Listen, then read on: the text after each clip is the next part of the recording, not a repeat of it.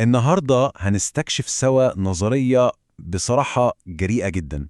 نظرية بتربط بين فيزياء الكوانتوم وبين طبيعة وجودنا. يعني دي فكرة ممكن فعلا تغير نظرتنا لكل حاجة حوالينا، وبتحاول تجاوب على أكبر سؤال حير البشرية من بداية التاريخ. طيب، خلينا نبدأ من اللغز الأكبر نفسه. إيه هو الوعي؟ مش بس ككلمة بنقولها، لأ، كإحساس. الإحساس اللي بيخلي أي حد فينا عارف إنه موجود، إنه هنا دلوقتي وبيختبر العالم ده. ده هو السؤال اللي لحد النهاردة العلم والفلسفة والدين كلهم بيحاولوا يلاقوا له إجابة كاملة. النظرية اللي معانا النهاردة بتبدأ بحجة قوية قوي، بتقول إن العلم اللي نعرفه بيقدم لنا نص الحقيقة بس. يعني إيه الكلام ده؟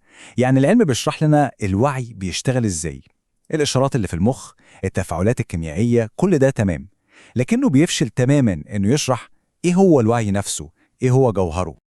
ومن هنا بقى بيبدأ التغيير الحقيقي في طريقة التفكير. النظرية دي بتقول إن كل حاجة في الواقع، حرفياً كل شيء بنشوفه وبنحس بيه وبنلمسه، ليه مصدر واحد بس، مصدر مشترك. طيب، إيه هو المصدر ده؟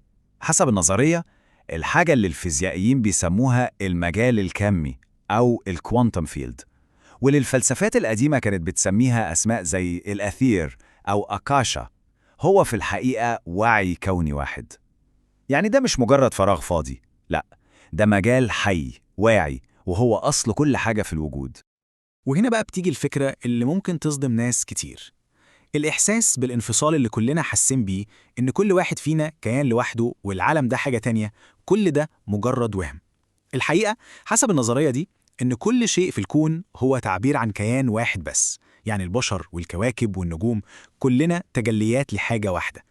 طيب تمام، لو كل شيء أصله واحد، ده يودينا لسؤال منطقي جدا. إزاي الوهم ده بيتخلق؟ إزاي الكون المعقد والمليان تفاصيل ده بيظهر؟ يعني إزاي الواحد ده بيتحول للكتير اللي بنشوفه حوالينا؟ الإجابة هنا بصراحة أغرب من الخيال. النظرية بتقول إن الكون كله بكل ما فيه بيتخلق من نقطة واحدة بس، نقطة ملهاش أبعاد، أصغر من أي حاجة ممكن نتخيلها، والنقطة دي بتتحرك بسرعة أكبر من سرعة الضوء بمراحل، وفي حركتها دي هي اللي بترسم كل حاجة في الكون، هي اللي بتخلق وهم المادة والزمن والمكان اللي احنا عايشين جواه. طيب، عشان نستوعب الفكرة دي خلينا نستخدم تشبيه بسيط قوي. تخيل كده لو حد ماسك شعلة نار وبيلفها في الهواء بسرعة جدا، عينينا هتشوف إيه؟ هتشوف دايرة كاملة من النار. لكن هل في دايرة فعلا؟ لا، هي في الحقيقة مجرد نقطة ضوء واحدة بتتحرك بسرعة. النظرية بتقول إن الكون كله كده بالظبط. إحنا بنشوف عالم مادي صلب، لكنه في الحقيقة مجرد نقطة وعي واحدة بتتحرك بسرعة خيالية. العملية دي بقى مش بتحصل مرة واحدة، لا، دي بتتم على مراحل زي هرم كده. الوعي الواحد ده ممكن نشبهه بالضوء الأبيض، ولما بيعدي على منشور بيتحلل لأبعاد مختلفة. بيبدأ من فوق خالص بالأثير اللي هو الوعي الصافي اللي مفيش فيه زمن، بعدين ينزل درجة للهوى، عالم الأفكار والمفاهيم، وبعدين للنار، عالم الإرادة والنية، ومنه للماء، عالم الخيال والعواطف، وفي الآخر خالص بيتجسد في الأرض اللي هو عالمنا المادي الملموس. كل مرحلة هي تكثيف للمرحلة اللي قبلها. طيب، كل ده بيخلينا نوصل للسؤال الأهم والأعمق. إيه الهدف من كل ده؟ ليه كل الخلق الكوني المعقد ده أصلاً؟ إيه لازمة كل المسرحية دي؟ الإجابة هنا على قد ما هي بسيطة، على قد ما هي عميقة جدا. الكون ده كله في الحقيقة هو عملية الوعي المطلق بيعرف بيها نفسه. تخيل معايا كده فنان بيرسم لوحة، مش عشان الناس تشوفها، لأ، عشان هو نفسه يشوف إبداعه يتجلى قدامه، عشان يتعرف على ذاته من خلال فنه. وهنا بقى بيجي دور الإنسان المحوري في القصة دي كلها. الإنسان بيعتبر كون مصغر أو مايكروكوزم. حالات الوعي المختلفة اللي بنمر بيها هي انعكاس لمستويات الوعي اللي في الكون. يعني مثلا النوم العميق اللي من غير أحلام ده بيشبه حالة وعي المعادن الساكنة. حالة الأحلام نفسها بتشبه وعي النباتات. ولما بنصحى ويبقى عندنا إحساس بالأنا والفعل، ده بيشبه وعي الحيوانات. وده معناه إيه؟ معناه حاجة كبيرة قوي، إن كل التجارب البشرية بتاعتنا، أفراحنا، أحزاننا، صراعاتنا، كل ده مش مجرد أحداث عشوائية بتحصل وخلاص.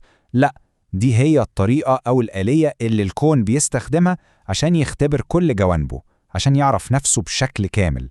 يعني من خلالنا إحنا الكون بيكتشف ذاته. طيب، سؤال مهم جدا. لو كل ده هو الواقع الحقيقي، هل في طريقة نختبره بنفسنا؟ هل ممكن نصحى للحقيقة دي؟ النظرية بتقول طبعا، وفي طريق واضح للصحوة دي؟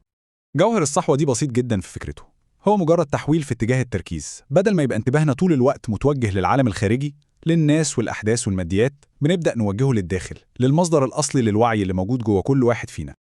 وهنا بنفهم القيمة الحقيقية لممارسات قديمة جدا زي اليوجا. النظرية دي بتشوفها مش مجرد شوية تمارين رياضية، لا، دي بتعتبرها علم كامل ودقيق، علم للسيطرة على تقلبات العقل عشان نقدر نوصل للحقيقة الصافية دي من غير تشويش. الطريق ده بيمشي خطوة بخطوة زي ما هو واضح قدامنا، بيبدأ من بره لجوه. أول حاجة نظبط علاقتنا بالعالم اللي حوالينا وبالنفس، بعد كده تهدئة الجسم نفسه عن طريق الأسانة، وبعدين تنظيم طاقة الحياة عن طريق التنفس اللي هي البرانياما. ومن هنا بنبدأ نسحب الوعي من الحواس الخارجية ونوجهه للداخل عشان نوصل لمرحلة التركيز العميق، ودي اللي في نهايتها بيحصل الإدراك الكامل للذات الحقيقية الموحدة.